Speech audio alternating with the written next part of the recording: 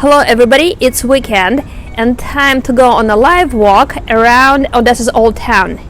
Today we're gonna continue our live stroll along Pushkin Street, Odessa's most magnificent street in the historical quarter. Last weekend we strolled along its first numbers. Today we're gonna continue. Expect to see the second most expensive building of the old town, a synagogue, which was once called the Synagogue of the Rich, two very beautiful and very different courtyards, and that's just among many other interesting things. Let me flip the camera and let's go. The landmark hotel in Odessa, the Bristol. The building was built in 1899, just in 2 years, and immediately became the most posh hotel in the old town. In the Soviet times, it was not shut down and it became the VIP hotel for the Soviet elite. But communists changed the name to the Red Hotel. In 1990s, it was privatized. The new owners spent 10 years restoring it, and in 2010 opened as the Bristol.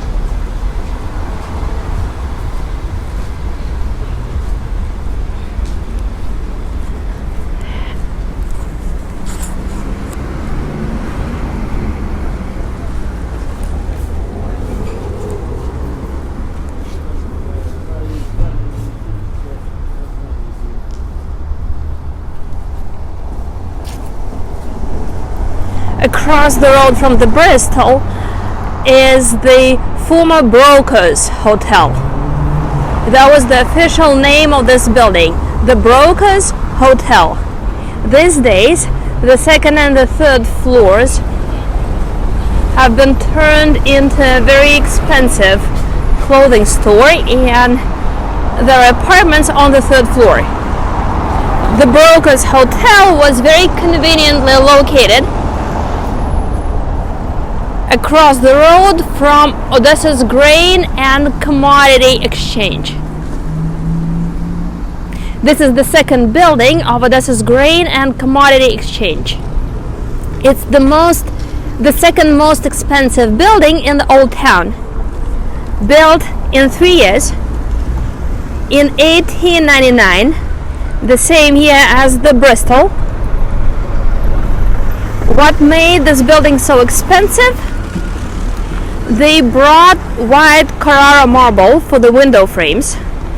Let me zoom in and give you a close-up on the windows.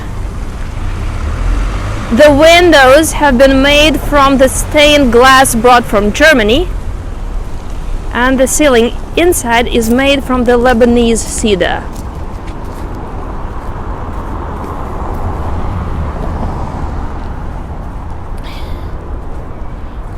It was the second largest commodity exchange in the former Russian Empire.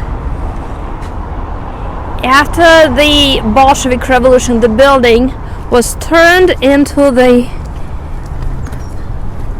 conference hall for the workers, and after World War II became the Philharmonic Hall. And it still is the Philharmonic Hall. That's why you see the adverts for the concerts on the building.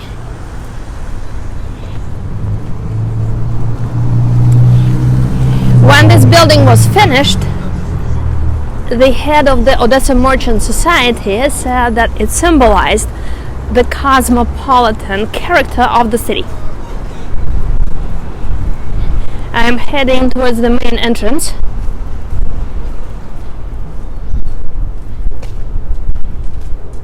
This was the main entrance. These days, it gets open for the major concerts.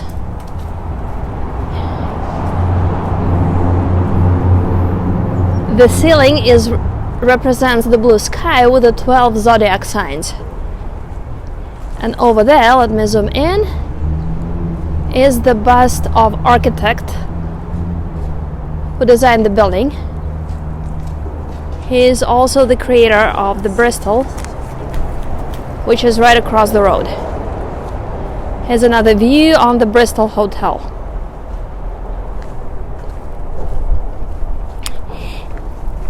As always, we're going to go into the backyard of the building and check out its courtyard. It's amazingly beautiful.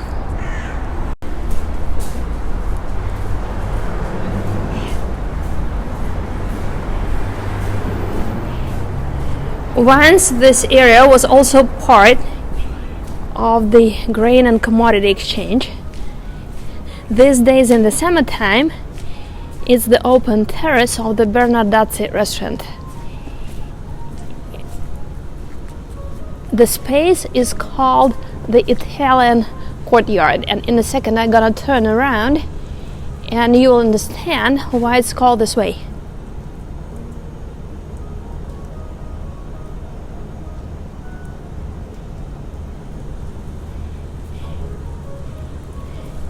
Today, the first floor is part of the Bernardazzi restaurant, and the floor above is part of the Philharmonic hall.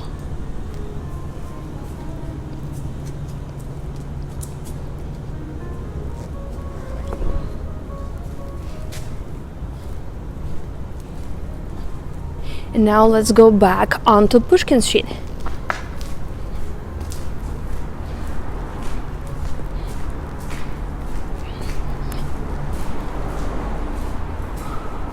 Here's an advert for the restaurant.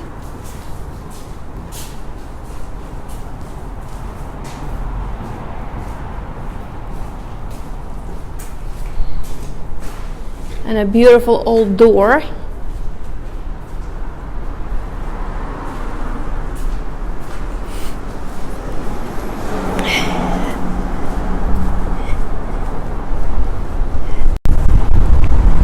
Here's another view on the Brodsky Hotel.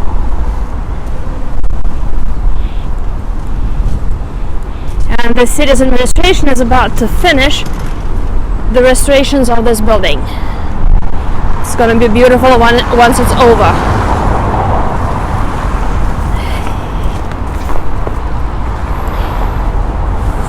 And another view on the grain and commodity exchange. The stunning windows. The window frame is made from the Carrara marble.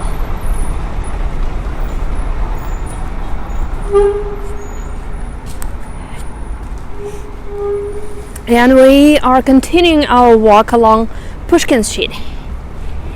At the beginning of the 1900s, Odessa became the third largest city in the world in terms of Jewish population. Lots of Jews came here from the territory of Austria-Hungary, from the region called Galicia, and from the town Brody. Here they were called Galicia, Brodsky, or German Jews. Very quickly they established their own community, and in 1860s built the building of the German synagogue, which people called here the Brodsky synagogue. This is the Brodsky synagogue.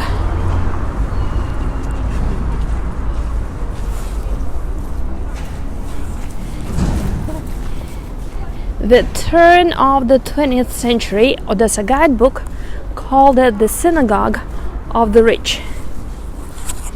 And this is the Soviet time apartment building, which was built in 1950s.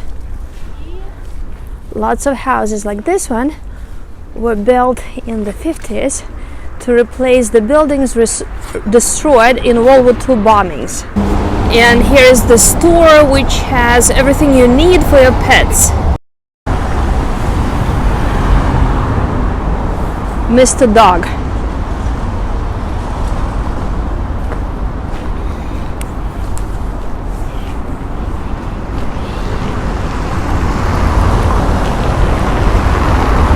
The language of the Brodsky synagogue was German. The seats inside was sold, and in the beginning of the 1900s it got an organ, and it became the first progressive synagogue in the former Russian Empire with an organ. When the communists took it over, of course the temple as well as other religious institutions was shut down and was turned into the club named after Rosa Luxemburg. Then it became the city archive, and it still is the city archive. This is where you come to do research if you want to know about your roots. Or you'd better hire a person who can do this research, because everything is not computerized and is in Russian language. And this is a new apartment building which was built in a place of a ruin, really old building which became a ruin, went through several fires, finally was completely knocked down, and a local construction company built this apartment building.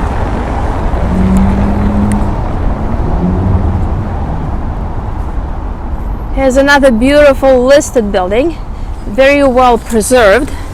It has very beautiful doors. Let me zoom in and give you the view.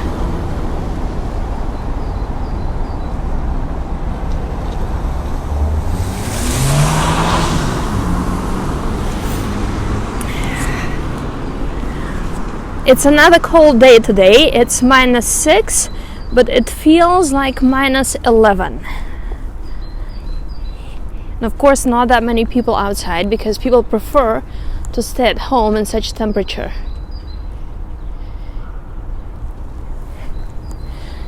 The synagogue does require restorations. It was passed on to the local Orthodox Hasidic community about 4 years ago, but they're waiting for the city to find a new building for the city archive, to relocate the city archive, and once relocation happens, they're gonna move in and restore the building.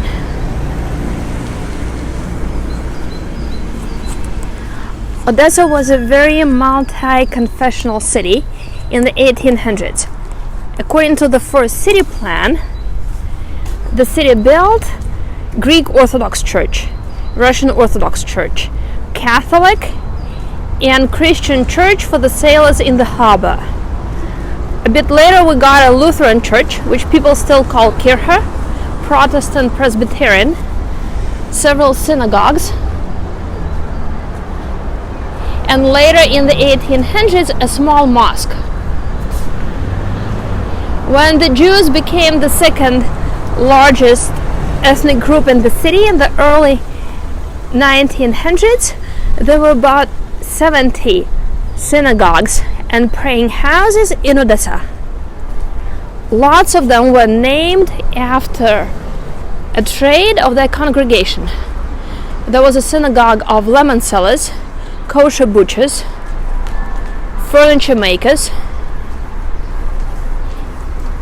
and then all temples were shut down when the communists took it over. Another Soviet time apartment building.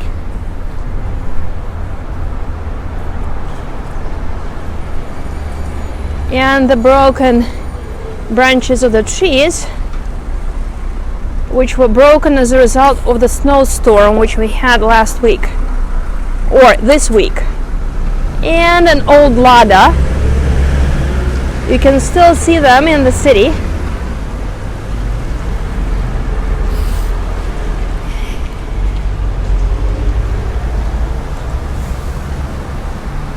And now I want to show you a very interesting, recently restored by the city courtyard. Let's go in.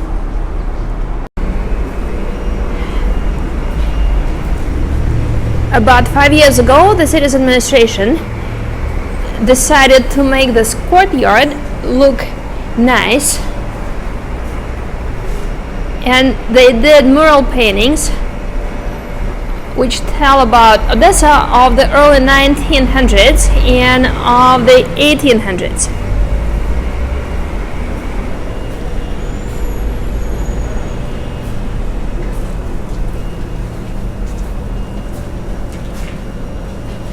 Different doorbells with people's names: Jacob, Yasha, Sarah, Klebanovi, Vova, old mailboxes, and an entrance for a cat or dog, Monya.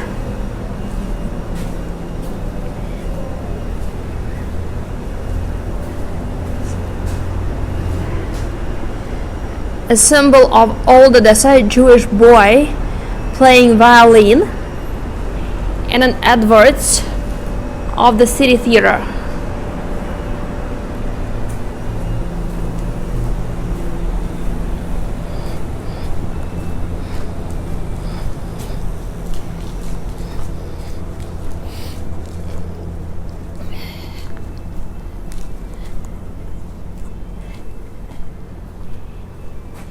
Here they painted old balconies.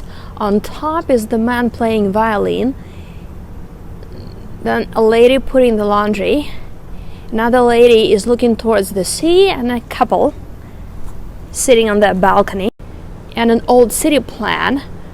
That's how the city looked in the 1800s.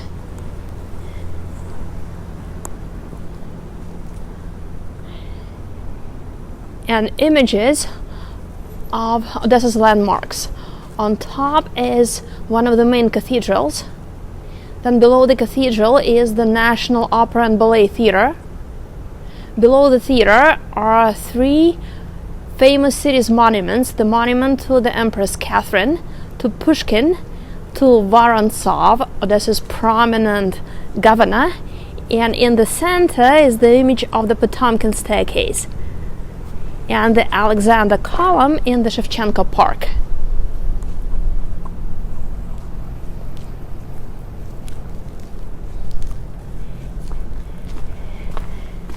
And here's how the coastline and Odessa's beaches looked in the 1800s, and an old stove.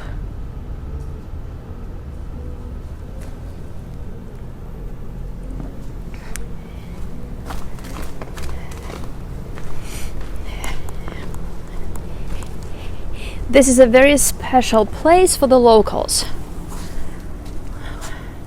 Just to show you where we are on the map, let me zoom in. We're here where the sign says the House of Babel. So you may be wondering why the city decided to make this courtyard look so special. The answer is simple. It's the last address of the Odessa-born writer Isaac Babel, who wrote the Odessa stories and made Odessa and Jewish Odessa world famous. This is the end of our today's walk. We're gonna continue next weekend with more stories about Isaac Babel, with a visit to his monument, with a tour of the main city synagogue, and a walk along Jewish Street. Take care, until next weekend. Bye-bye.